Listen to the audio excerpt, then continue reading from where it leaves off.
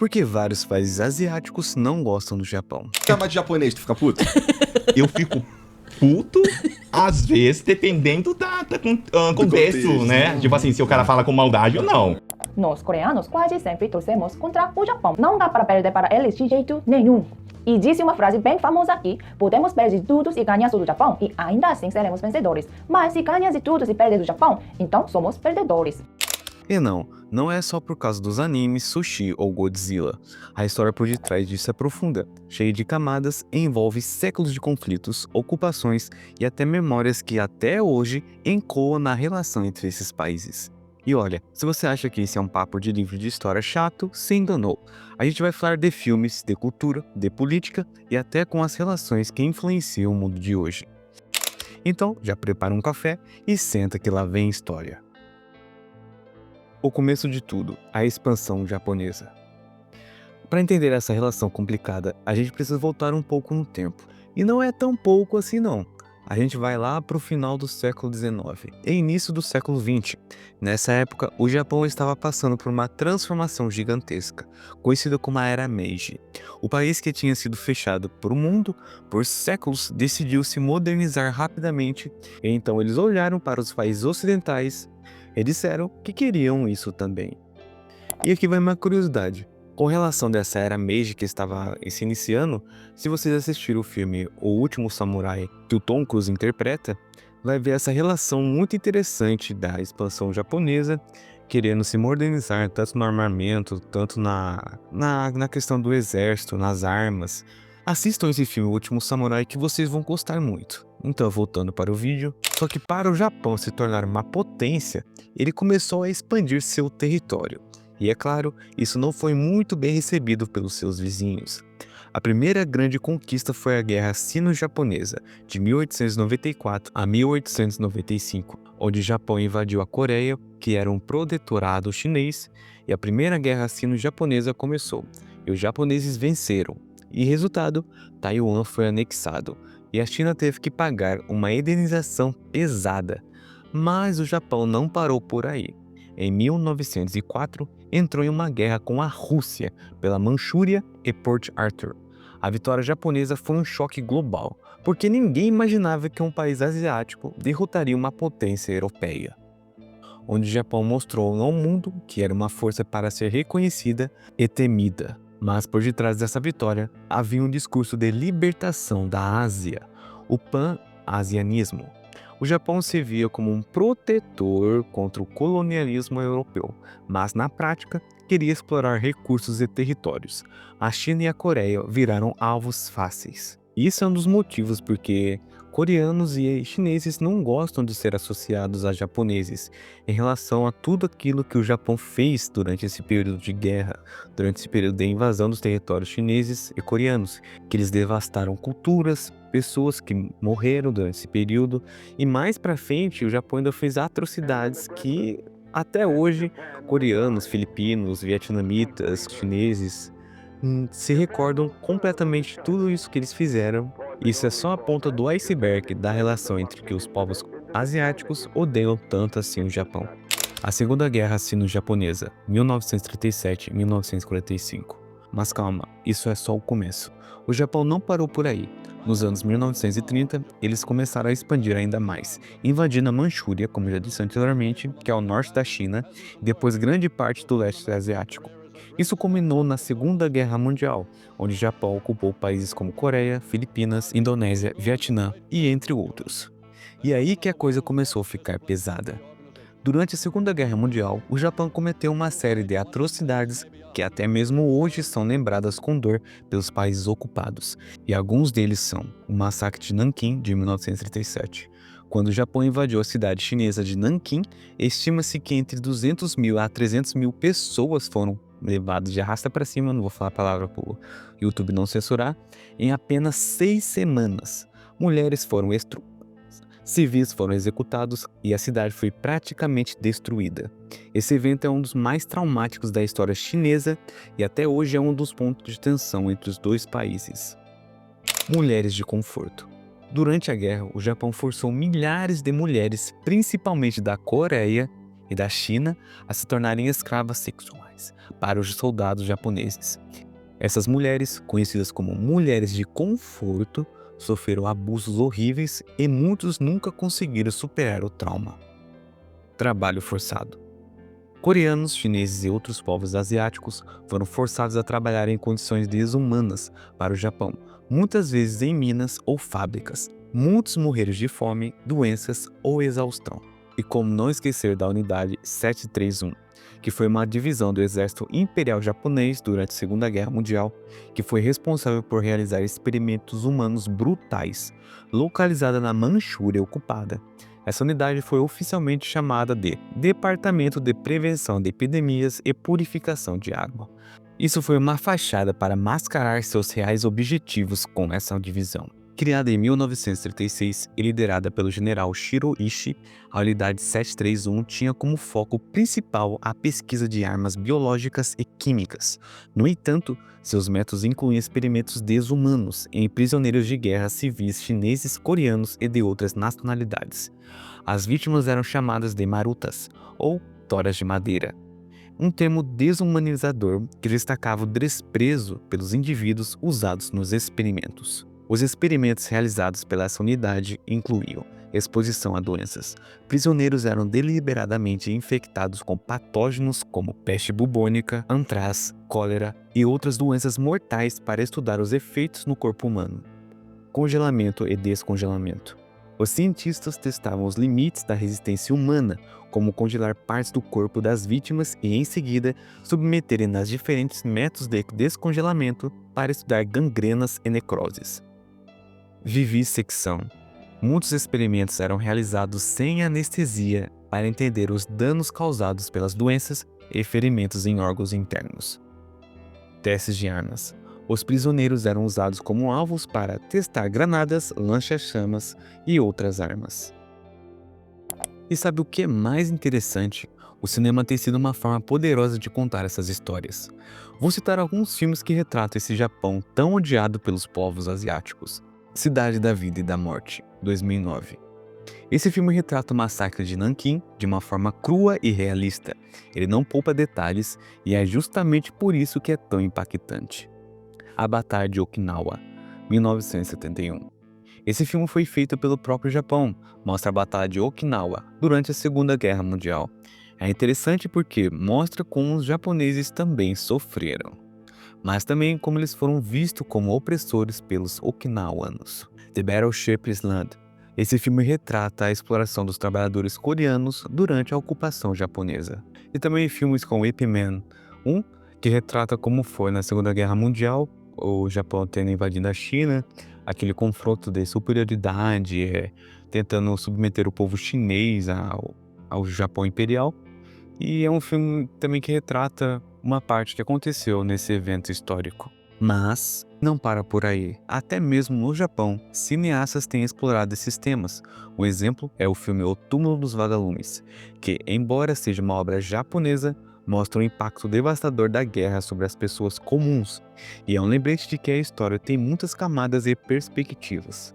Esses filmes são tão importantes porque ajudam a manter viva a memória desses eventos. E memória, pessoal, é algo que não pode ser apagada. Agora você pode estar pensando, mas a guerra acabou há quase 80 anos, por que isso ainda é um problema? E a resposta é negacionismo. Depois da guerra, o Japão se reconstruiu rapidamente e se tornou uma potência econômica. Só que, em vez de enfrentar seu passado de frente, muitos líderes japoneses preferiram minimizar ou até negar as atrocidades cometidas. Por exemplo, visitas ao santuário Yasukuni. Esse santuário homenageia os soldados japoneses que morreram na guerra, incluindo criminosos de guerra condenados. Quando políticos japoneses visitam o santuário, isso é visto como uma afronta pelos países que sofreram com a ocupação. E também os livros didáticos. Alguns livros didáticos japoneses foram acusados de omitir ou suavizar os eventos de guerra. Isso gera muita revolta, especialmente na Coreia do Sul e na China. E eu não sei se vocês sabem, mas tem um historiador chamado Ienaga Saburo, que ele escreveu um livro didático da história chamado New Japanese Story, que foi submetido a um processo de aprovação do ministro da Educação do Japão. No entanto, o governo exigiu várias alterações no conteúdo, especialmente em relação à descrição de crimes de guerra cometidos pelo Japão durante a Segunda Guerra Mundial. Ienaga considerou essas exigências uma violação de liberdade de expressão e iniciou uma série de processos judiciais contra o governo, que ficaram conhecidos como os processos dos livros didáticos de Ienaga. Para vocês verem, pessoal, o Japão não é todo assim kawaii, bonitinho, um país teoricamente, né, vítima dos acontecimentos. Eu não estou passando pano para nenhum dos lados, eu só estou mostrando um lado que não é falado tanto na parte didática, tanto que se você parar pra pensar, a gente que eu estudei escola pública, ninguém nunca fala essa parte do Japão, que tem esses acontecimentos históricos. E até no Japão mesmo, às vezes é censurado esses livros, como o do Ienaga, suavizam coisas que aconteceram que o Japão fez para os outros povos asiáticos. E querendo ou não, você gostando do Japão ou não, não é coisa que se pode se esconder debaixo dos panos. Todos os países que cometeram as atrocidades durante esse período de guerra têm que ser mostrado, assim como países como a Alemanha. Até hoje, filmes, livros, estudos, revelações acabam que não sabiam durante aquele período e começa a surgir. Agora, por que o Japão, que cometeu todo esse período de atrocidade para esses povos asiáticos, como China, Coreia, Vietnã, tem que ser censurado, suavizado, escondido, para não manchar a reputação do Japão? Entendeu? Cara, e longe de mim, eu não estou condenando os japoneses. De certeza que a maioria não concorda com as atrocidades que tiveram durante esse período de guerra, tanto na era Meiji quanto na segunda, na primeira, nos confrontos que tiveram. Mas o Japão em si é odiado pelas atrocidades que eles fizeram para esses países asiáticos. Tanto é que se você pesquisar no YouTube ou qualquer uma busca aí, você vai ver que pesquisa assim, por que o japonês é odiado? Ou por que o Japão é odiado? Você vai ver a justificativa, a maioria vai dizer que o Japão é um país que oprimiu, que invadiu, que saqueou, que estuprou, que matou, fez um monte de coisa, principalmente na China e na Coreia. E não é eu que estou dizendo isso, é a história que está dizendo isso. Agora, por causa desse evento aí, o Japão quer meio que passar um pano, né, nesse século perdido, que não é para revelar ao mundo o que aconteceu, porque o Japão não é de todo coitadinho, entendeu? Eu amo o Japão na cultura japonesa, eu gosto de animes, mangás, a cultura em si. Mas esse fato histórico que aconteceu no Japão não pode ser encoberto.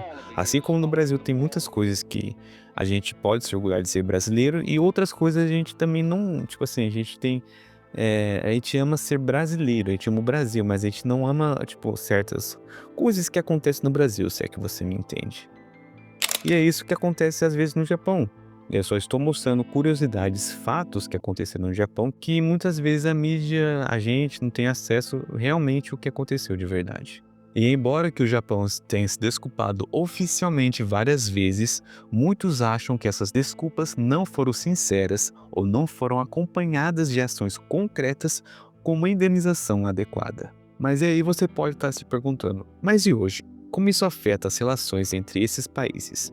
Bom, as tensões ainda existem, mas também há sinais de melhora. Por exemplo, Coreia do Sul e Japão. Nos últimos anos, os dois países têm tentado melhorar as relações, especialmente por causa da ameaça comum da Coreia do Norte. Em 2019, eles até reestabeleceram acordos de compartilhamento de inteligência militar. China e Japão. A relação entre China e Japão é mais complicada, principalmente por causa das disputas territoriais no Mar da China Oriental. Cultura pop. Curiosamente, a cultura pop tem sido uma ponte entre esses países. K-pop, doramas, coreanos, animes japoneses, tudo isso ajuda a aproximar as pessoas, especialmente os mais jovens. Então agora vamos falar sobre algumas curiosidades que você talvez não conheça sobre essa relação complicada entre o Japão e os países asiáticos. As disputas pelas ilhas Dokdo Takeshima. Coreia do Sul e Japão brigam até hoje pela soberania de um grupo pequeno de ilhas no Mar do Japão. Para a Coreia, elas são chamadas de Dokdo e para o Japão, Takeshima. Essa disputa é tão acirrada que já virou até tema de protestos e campanhas nacionalistas nos dois países. O caso das estátuas das mulheres de conforto. Em 2011, uma estátua em homenagem às mulheres de conforto foi erguida em frente à embaixada japonesa em Seul, Coreia do Sul. O Japão pediu a remoção da estátua, mas a Coreia se recusou. Desde então, várias outras estátuas semelhantes foram erguidas em diferentes partes do mundo, o que continua a ser um ponto de atrito entre os dois países. Como eu já falei antes, essas tais mulheres de conforto, vocês sabem bem o que foi esse acontecimento que o Japão fez para as mulheres da Coreia do Sul. A questão das indenizações. Em 1965, o Japão e a Coreia do Sul assinaram um tratado que normalizou as relações diplomáticas entre os dois países. Como parte desse acordo, o Japão pagou 800 milhões de dólares em ajuda econômica à Coreia. No entanto, muitos coreanos argumentam que esse dinheiro foi usado para reconstruir a economia do país e não para compensar diretamente as vítimas das atrocidades dos japoneses. A influência cultural japonesa na Ásia. Apesar das tensões históricas, a cultura pop japonesa, como animes, mangás e J-pop, é extremamente popular em muitos países asiáticos. Isso cria uma espécie de paradoxo. Enquanto muitos jovens consomem e amam a cultura japonesa, as gerações mais velhas ainda carregam o ressentimento histórico que ocorreu. Então, pessoal, o que a gente pode tirar de tudo isso? A história do Japão, com seus vizinhos asiáticos, é muito complexa, cheia de dor, mas também existe algum restício de esperança. É importante a gente entender essas relações para poder construir um futuro melhor. E lembrando que isso foi apenas a minha visão, eu pesquisei muito sobre o que aconteceu durante esse período das guerras do Japão, dos países asiáticos, porque eles odeiam tanto assim o Japão. Isso é apenas um vídeo de curiosidades e fatos. Cara, eu gosto muito da cultura japonesa, eu curto animes, mangás, como eu já disse anteriormente. Só que esses fatos, assim, é bom a gente saber o que aconteceu para depois não ter uma visão distorcida do Japão, o que realmente aconteceu de verdade, e também ouvir os dois lados da história. E olha, se você gostou desse bate-papo, deixe seu like, compartilhe com os amigos e comenta aí embaixo o que você achou. Será que o Japão vai conseguir reconciliar totalmente com seus vizinhos asiáticos? Ou essas feridas vão continuar abertas por muito mais tempo?